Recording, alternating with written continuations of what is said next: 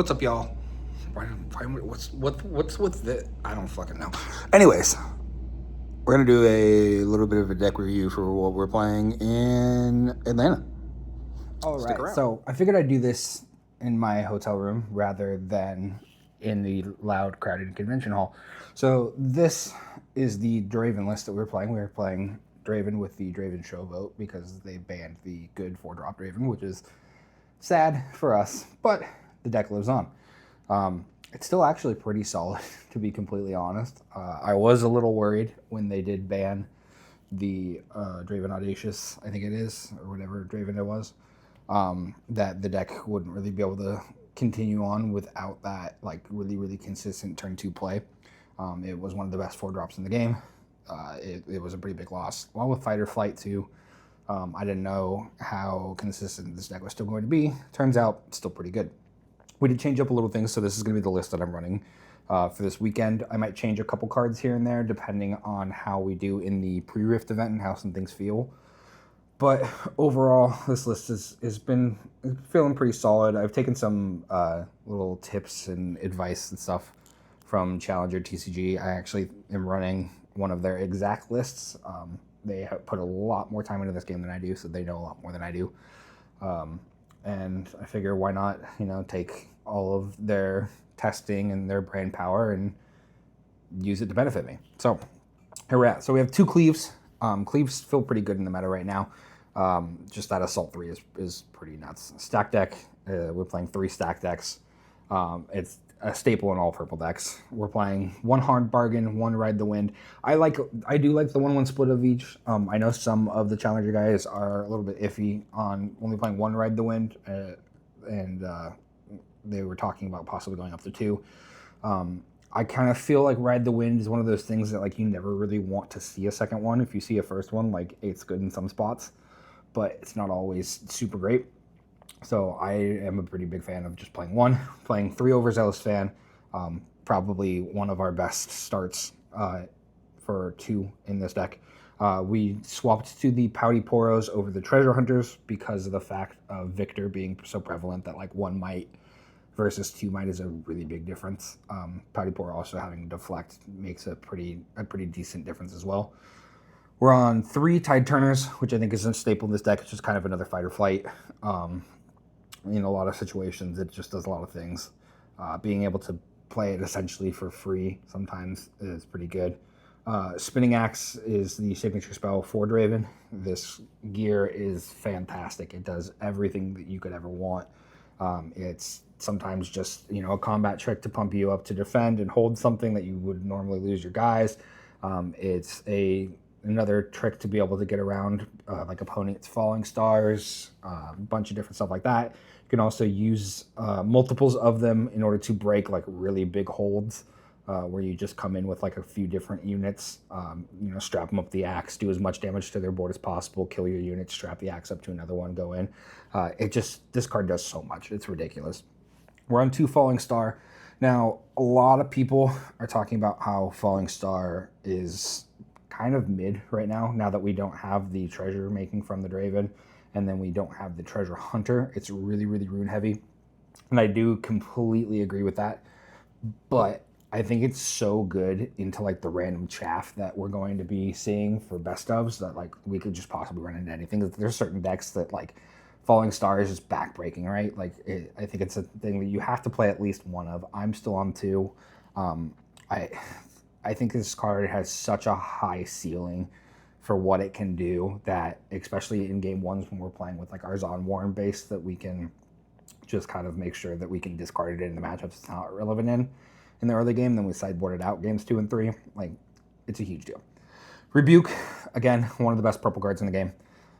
It does everything you want to do. Allows you to also draw a card with your legend ability. Coming in there, it allows you to cleanly answer stuff like Aurelia in that deck. Just any big threats, anything like that, you just kind of get to do whatever you want to do with that. I'm on the 2 Rex size that Daniel from Challenger TCG kind of took and ran with. These kind of replace-ish your 4-drop slot. They really help kind of smooth that curve out a little bit. You get a lot of like extra advantage too. Like or 4 for 4 is like pretty solid as it is if you're accelerating, or even a 3 for 4 if you're not accelerating. Like, it's just above rate as a unit. Plus the second ability to give your friendly units played from anywhere other than your hand have accelerate, so it allows you to like accelerate your Shoba if you need to. Sometimes your Ferris Forerunners die and you get to accelerate your tokens. You just get a lot of random value out of it sometimes that like it's pretty worth it, especially in the sideboard when we have like our last rights here. When something comes back from the graveyard, we can accelerate it and kind of go through that way. I've won a couple games doing that. Next, we'll go on to the 4-drops. So we have 4 Kaisa Survivor. This is the hands down the best red card. Honestly, maybe not hands down actually, but it is the best red 4-drop. Like, every single red deck should be playing at least 3 of these Kaisas. They're ridiculous. They come in quick for 5 for 4, and they conquer you and draw a card. You get to draw 2 cards with your Draven ability if you go over something. Just playing a Kaisa in the back line on turn 2 does so much. It's ridiculous. Nox is hopeful. 90% of the time when you're playing this, it's a 2 for 4. It's just good stats, really solid. Darius, I know a couple people have gone down to like 2 Darius that I've seen some lists. I think that's incorrect. I think Darius does so much work on the deck, allowing you to really go into battlefields ready, come back, or giving you a ton of might, especially now that we're back on cleaves. We have spinning axes and we have cleaves, both ways to play a Darius, give it to 10 might and go into a battlefield. Does a lot. We're on 3 Ferris Forerunner, which I think is tied with Kaisa for the best red unit in the game. I think if you're playing a red and purple deck and you are not playing a playset of Rebukes and a playset of Ferris Forerunners within your main board and your sideboard, I think that is incorrect. I think Ferris Forerunner is fantastic. I know for a lot of people that know Magic, this card is basically just Wormcoil Engine. It's so good. It's essentially 12 might for 6 energy and 1 power, which there's not a single 6-drop in the game that gives you that much value for 6 energy. Like, it's stupid. Next, we have a 1 of Bryn here, Thundersong. That's for the Aurelia matchup mainly. Some of the other purple decks too, so we can kind of play around them having Rebuke, play around them having, you know, some other things that kind of go with us, like make them play out all of their combat tricks that they have, and then we can assess and see where we're at and then go over from there. Against Aurelia, we just slam this Bryn here and then make them play all the combat tricks. We Rebuke their 1 target, and then we come in. Being at 6 points, going to 8 points, that's like our game plan a good chunk of the time. Like, it does a lot. The Beast Below is something that I have not physically played yet, but I know the Challenger TCG guys are super high on this card. It's another Rebuke with an 8 might body for 7. Like, it seems pretty solid.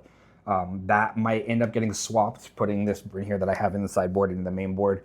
And then figuring out what we're going to do this slot in the sideboard as, but we'll see. Apparently it's pretty solid into the mirror. It's good into the Aurelia deck. It's good into the Aurora deck. Like, we'll see how it goes, see how useful it feels. We're on 6 Fury and 6 Chaos Runes with our battlefield. So we have our game 1 battlefield going blind is our Zon Warrens. Like I mentioned a little bit earlier, it's really good in your first matchup because in the decks that like Cleave's not good against, or Ride the Wind or Hard Bargain, you know, or even Falling Stars, maybe Rebukes might not be that great in that matchup. You can discard to search for the cards that are good in that matchup. That's why having a couple 1-ofs is not the end of the world in our game 1, because we can shore up things that we need a little bit more. Then after that, we're playing going second base is our Aspen's Climb. That is a new thing that a lot of people have been doing that kind of give you a little bit of extra time. Like, since we don't have Obelisk of Power anymore, we can't really go into like a turn 1 3-drop, turn 2 4-drop, or 4 or 5-drop, and then slam like something like a Mind Splitter or Ferris Forerunner or something really, really big super early. So now we're kind of extending the game a little bit longer just to kind of give us that extra value to be able to get to our later game a little bit quicker, especially with a lot of people playing Arena's Greatest. It kind of balances that out and really helps out a lot. And then we have our going first battlefield, which is Targon's Peak, which is kind of an auto-include in all the Draven decks.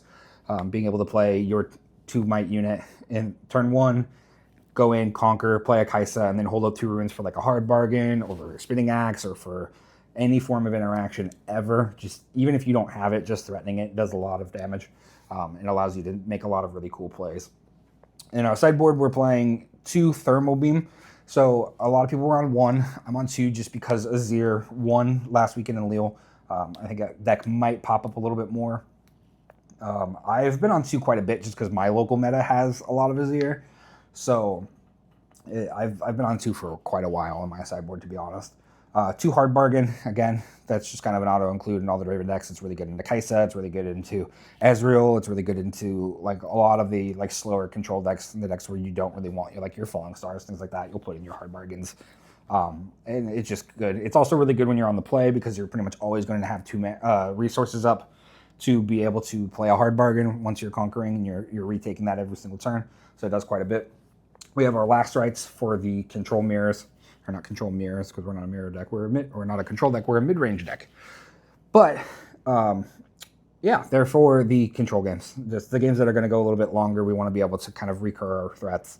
It really helps us go and do that. It also, anytime we equip, we get to put 2 things down at the bottom. So if we're going super, super long and we're not able to score points, we get to the point where we're about to give them a burnout point stuff. We can use his last rights to kind of keep our threats coming and keep going. I've had that happen a couple times. It's very, very, very rare that a game goes that long with this mid-range deck, but it does happen sometimes. We have another Bryn here, which again is going to be for the Aurelia deck. Really helps us shore up that matchup. Aurelia is probably the most popular deck in the room that I'm expecting tomorrow. So I think having a second one within the entire deck is really going to be very important. It's not a card that it's like a necessity that you absolutely have to have it, but it helps out quite a bit. I know in Lille, Daniel was on the 2 Vex. We've since cut those. I tried it once, wasn't a big fan. So I immediately went back to the second Bryn here in the sideboard. So yeah, that's pretty much it for that. We have a Factory Recall, which again is going to help a lot with the Aurelia matchup. It's going to help with it, like any of the gear matchups, essentially, right?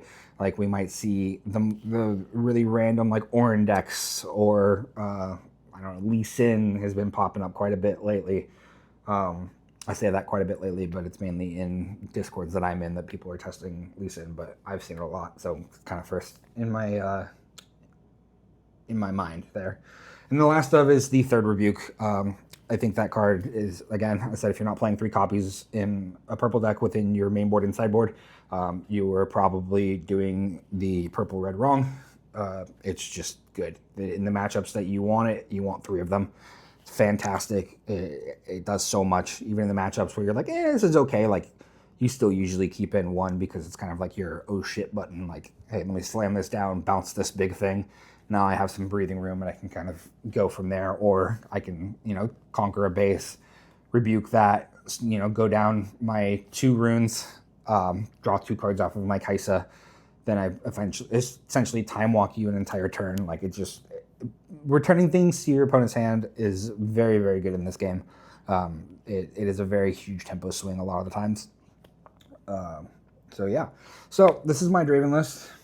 This is where we're at, all of its glory. Like I said, depending on how the pre-Rift event goes, we might continue with this Beast Blow. We might try and figure something else out. We might trim down to 1 Falling Star instead of 2 just because of how power hungry it is, but we'll see how it feels. I can't really think of much else that I would want to cut for it. I know some people have been trying a singular Flash in the Draven decks, and those seem interesting. So maybe that's something that we look into, is like doing that, or maybe, cutting one of these for a second hard bargain in the main board might also be a viable option. There's a lot of different things that could be good, could be not. Like, I don't know. But overall, I think the core of this deck is very, very strong, and I will be pretty surprised if a Draven deck does not take down this event this weekend. So I think we're here. I am nowhere near a amazing player. I'm a very mediocre player, but I think it's good to play the best deck, especially since I have been playing Draven since before Set 2 even came out in the US. It's that and Aurelia, the 2 decks that I put together like right off the bat, like, printed out some fake cards and like made whole proxy decks and all this stuff like that, and like tested with some friends and all that. So I have been playing Draven literally since before the set was even out. So I have absolutely the most reps with this deck over anything else within the Set 2 meta. So I think this is my best shot to attempt to get at least top 64 I know there's about 2,000 people, so that is going to be a long 2 days. We need to go 6 and 2 on day 1. So we'll get some reps in tomorrow and see how we're feeling with this pre-Rift event. Hopefully we can go 5-0 and then chop the last round, or possibly 6-0. Try and lock down a medal card to pay for our trip, which would be fantastic because traveling is not cheap. But it's a good time. You get to have fun, make some cool videos for you guys. And yeah, so yeah, thanks for checking this out. We'll continue on with this tomorrow. Have a good one.